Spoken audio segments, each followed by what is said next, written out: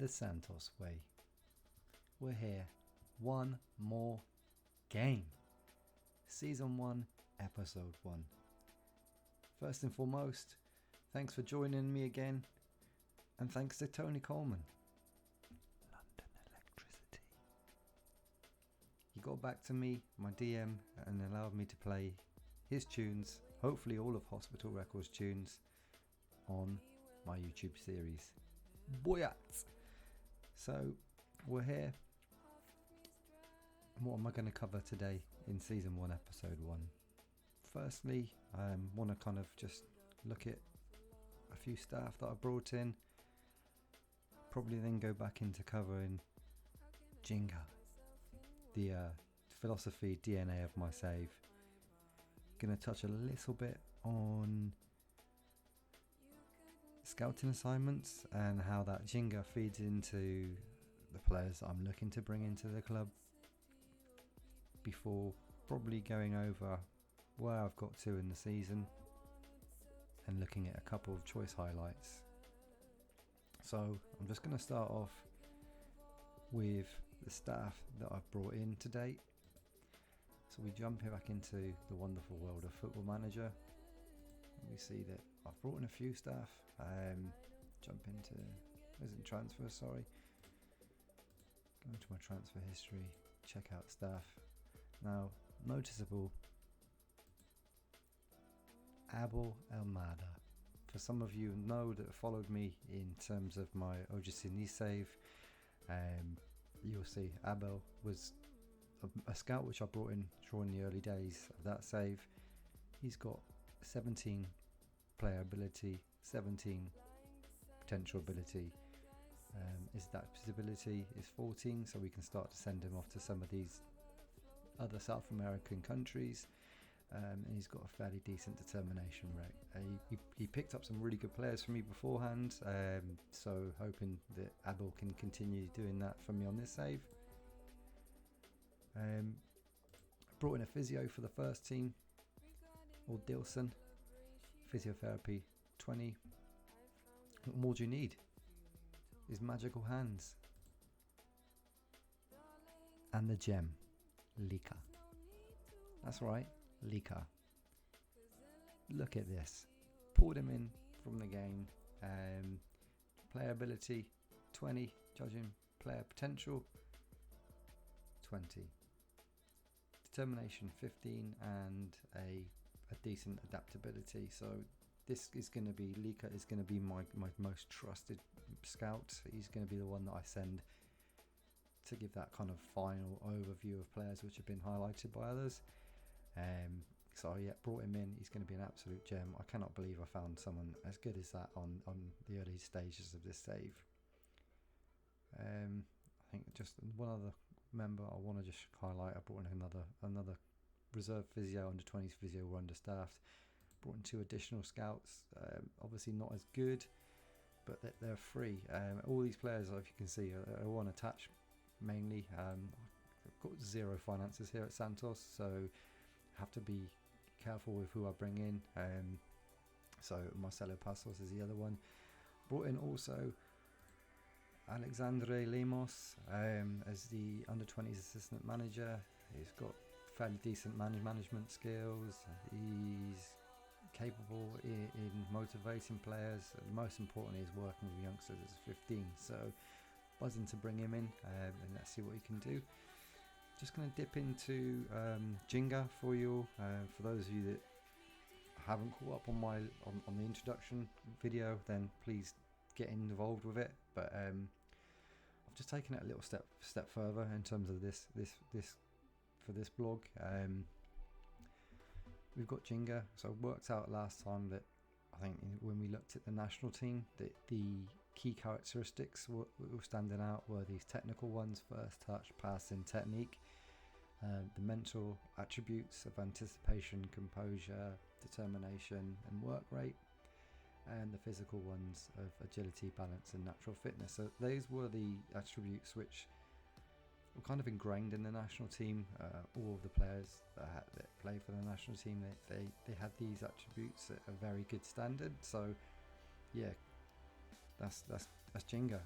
It's what makes Brazilians Brazilian, and I think it's only right for this save that, well, yeah, the DNA of the players I want to bring in are going to be at this level. So I've taken it a little bit further. As you can see, I've worked out the averages for the national team in terms of all of these attributes. 15. The average across the league is a 12. My senior team is 11. The reserve team is 10. And believe it or not, the under 20 team have better Ginga flowing through their veins than the actual reserves. So these are kind of the things which I'm going to be targeting when looking to scouting. As you can see from here, we're underneath the actual league average, and we're way off of having players at the standard for the national team. So hopefully, as I continue with the save, we start to see that these values creep up, and yeah, we just then start to have that DNA kind of rubber stamp. You know that if you're going to be a player that plays for Santos, you're going to have a high Ginga attribute scoring. So next stop was, as promised, going into the scouting assignments. I've flipped a little bit here from the Monchi Masterclass. The way of scouting of Sevilla and the director of football there. So we've kind of got all the scouts assigned, as you can see, the Serie A from Brazil, the Copa Libertadores, we've got the Chilean Top Flight League, which is the AFP Plan Vital, we've got the Argentinian Top Flight, Uruguayan Nation, and also Serie B. And if I just dip into one of these, I'll show you, if we look at the assignment, so I've kind of selected all of those key Jenga values, and then selected that I want players that are under the age of 27. We're doing a 6-month sweep of all of these assignments with a view to hopefully bring in some players. Now, as you can see, I'll just dip into the top league of Brazil.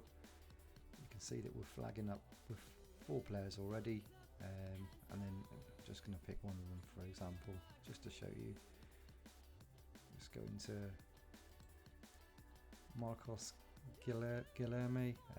You can see that at the moment it looks like that, so you know, the figures that we were looking at were passing 12, first touch 13, technique 12, so all above kind of my figure which I set, which my team have, which is 11.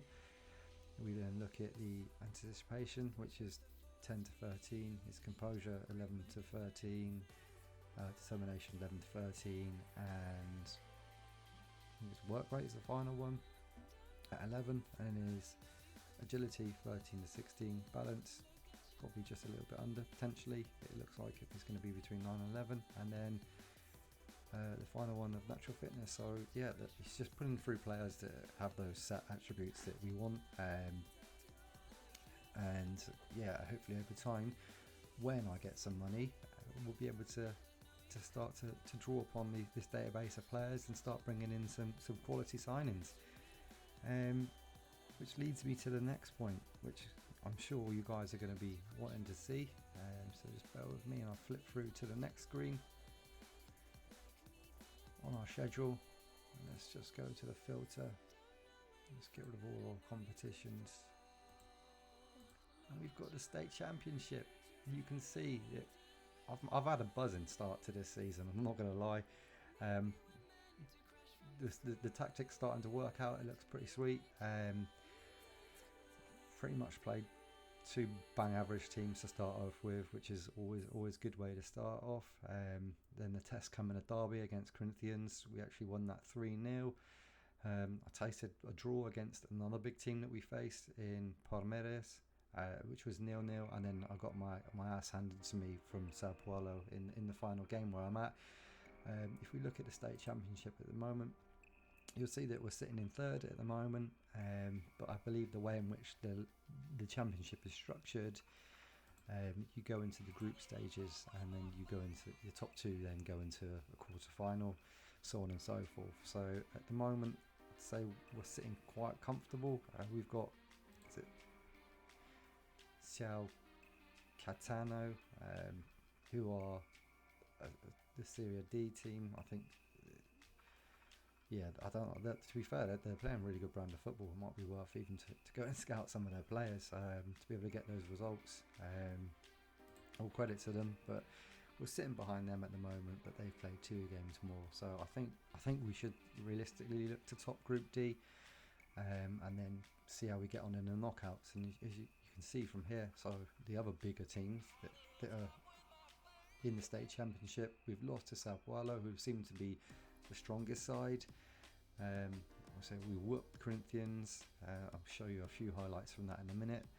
And we drew against Palmeiras. So in terms of me just doing a touch point of where I'm at in terms of the wider competition, the one which we want to really compete at, which is the Serie A, I say we're in good stead. The tactic, I kind of covered that again in my last post, and also in the tactical analysis blog, which if you haven't read it, please do. Also, if you haven't subscribed to this channel, I'm really trying to get 100 subscribers at least, so I can get my own URL and get Steinkelsen name back. But yeah, please give me a subscription, give this post a like, get the comments going, share it on social media. I just need to start to get that conversion rate of my YouTube from Twitter followers over into the YouTube channel. But yeah, just going to finish up in terms of a little brief touch of this Valente and how that seems to be working in the system, and also I've noticed a really good link up of the inverted winger and the winger. So I'll just show you a little bit of that so you can see kind of how those two are already interacting really well under this tactic. So I think it was in the Corinthians game. Actually, it wasn't the Corinthians game. Who am I lying? I'll just fire that up. Bit drum and bass on in the background. Win-win. You know what? Hopefully, I might even dip into the world of Twitch at some point. It'd be good to have like a Friday night session, shall we say. If we can get a few bevies on the go and get a few tunes in the background, and yeah, get loose. So I'm just going to go into these watch goals. You'll see here Arthur Gomez is the inverted winger. We've got Marino as our winger. Watch this. Crossfield ball, running in behind, finish. 1-0. Oh, what's that? 15 seconds, I think the goal went in. Take that. Later on, Arthur Gomez again. He's in a similar sort of space. You can see that defensive line are not overly high, considering this is a transition. It's definitely a higher defensive line, but you can see this is again that ball, diagonal ball from the inverted winger, plays that crossfield pass over the top, in behind the defensive unit. Marino runs onto it and tucks it. 2-0. Might as well show you the third goal whilst we're here. Can't remember who scored it. Allison, the halfback, slipped it in down the channel. Arthur Gomez, what a game. Soteldo hasn't played too much. He got a stubbed toe, so Gomez has been sitting in, and I've been really impressed with him. I'll just go take a quick look at him. Actually, we'll jump out of here. I'll just show you his stats. Can you find him? Here he is. So he's got no player traits at the moment, so there's none of that, playing a killer pass or anything like that. Standout attributes: he's got really good determination, good work rate, great acceleration and agility, pace. All that we've probably seen in that last goal. In terms of his vision, it's a 12, so probably about average for the league. His passing ability again is 12, so dribbling's 12. I think he seems to be a decent player. I think it's someone who would definitely play second string for me behind Teldo. I don't think he was originally supposed to be playing second string. I think he was third choice, but I've been using him and he's been doing absolutely decent. So yeah, he's definitely one to keep your eye on. Moving on to, like I said, I'm just going to have a little quick look at the Valente in terms of how it seems that role has been playing off for me. Brand new for me, never used it before on FM, so I've just got a highlight here of Sandri, who was playing in the role against Inter de Lima. Of course he bagged a goal, didn't he? But yeah, we're just going to pull this up. Don't think it's this one. Oh, it is. Let's rewind that. So, as you can see, as the ball gets played across, Sandri here is the SV. So I think the role of the SV is to kind of in possession. They move up the field with the ball. He's in the attacking role, attacking mentality, shall we say, of that position. And now as the ball's got played across, he's just found himself in an absolute acre of space. And I think for players that are in this player role, it's good to have a decent long shot attribute for them. And yeah, enough said. Boom. So when we just then jump out of this and go into, again, look at our squad, and we'll look at the two kind of players which I want to be playing in that role. It's Jobson and Sandri.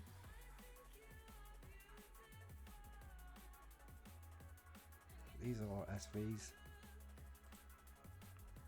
As you can see, both of their player radars are pretty similar. To be fair, the 25-year-old Jobson and our 18-year-old Sandri.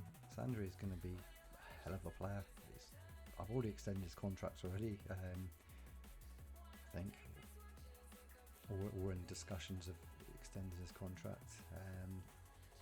And yeah, I think he definitely seems to be a player of potential.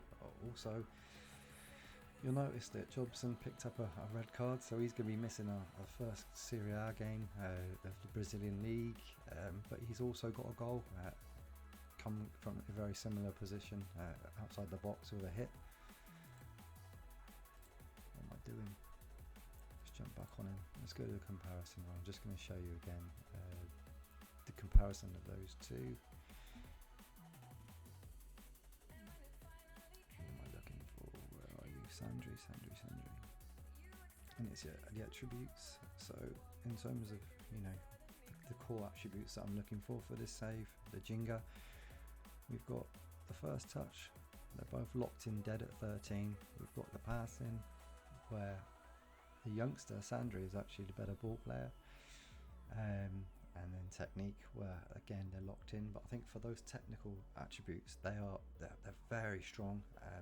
Definitely kind of head over the kind of average for the players within the league. We're then going to look at the mental attributes, where it's anticipation. They're both on 13. We've got composure, where the older player is the more composed, so 13 plays 10. And then look at the what is it? Determination, where they're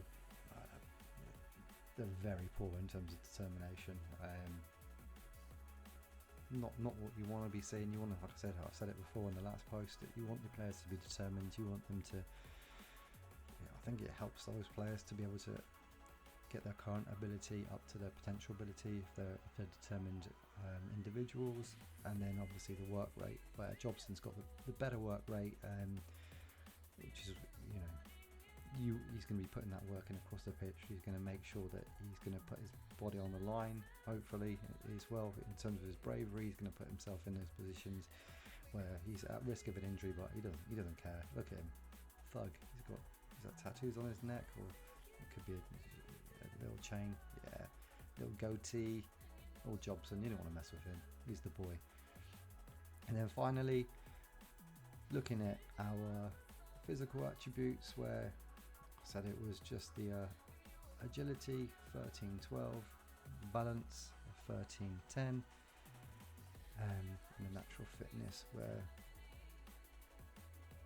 good old Sandri is bossing it. So yeah, I think that's where I'm at the moment. I don't think that we're really going to be tested and find out the kind of the real potential of this team until the league starts. I think if I show you what I think my strongest team is at the moment, is Sao Paulo is the goalkeeper. Is it Power is the right back. Luan Perez, if you're looking to play a bit more of a defensive against the bigger teams, I think he will come in as the fullback on the left hand side. If not, it's going to be Felipe Jonathan, where he offers a bit more attacking. Our centre backs are going to be, if not, then Luan Perez can come in there with Luis Felipe. They actually play that way around, and I also like this gentleman. Is it Lerchillo? He's a big boy. He's tall. He's got a good jumping reach. You'll see him, I think, over the season, where I'm playing against those teams that are going to be playing that aerial ball. I think he is my kind of the indica of the Brazilian league. I hope to say so. So yeah, that's how I'm going to line up in terms of the defensive unit. Allison is the halfback. I'll tell you, Jobo is the volante. Followed up by, I've not played him at all. If we look at the minutes, Sanchez, because he's just come back from an injury, is going to play in that Metzala role. And if not him, I think Rafael Longuin, who's also picked up another injury, could come in. But I think Sanchez will be the number one at the moment. He's in the latter years of his career. Just going to offer him some coaching courses, see if he wants to take them up, and see if we can get him off the field. And then might be a help if I just jump into the minutes played of my filter. Let's get Luan Perez back in, and then so Jorge or Kyle George is going to be my striker. Obviously, you can't leave out the pocket rocket of Sertello, and then Marino is the winger. That is my setup, and as you can see, I've been doing a lot of work in terms of the tactical familiarity, where we're pretty much on our way to being fluid for everything, and that's been due to a lot of work on the training field over this kind of pre-season / preliminary season before we get into the main game. So yeah, like I said, I've got a couple of games left, and then hopefully where I leave you we pick up next time, we'll kind of finished off this state championship and we've moved into the actual, I suppose, the main competition, and also the Copa Libertadores, where we've had the draw. I'm just going to show you here. It's a tough one, I'm not going to lie. The Libertadores, you little bugger.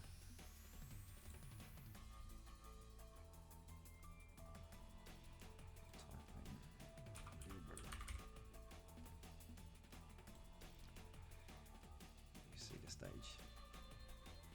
There's the groups. Qualifying round. Nah, none of that. We're in the group stage, mate. We've grown. Yeah, there you can see it straight away. Boca Juniors. So we're playing the big boys of Argentina, and then the Colombian league. I don't know what the bloody called, man. America de Cali.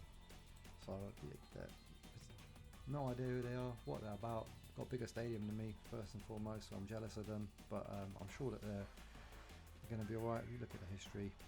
Don't know if it shows the history of the competitions in there, where they come last time. Let's have a look.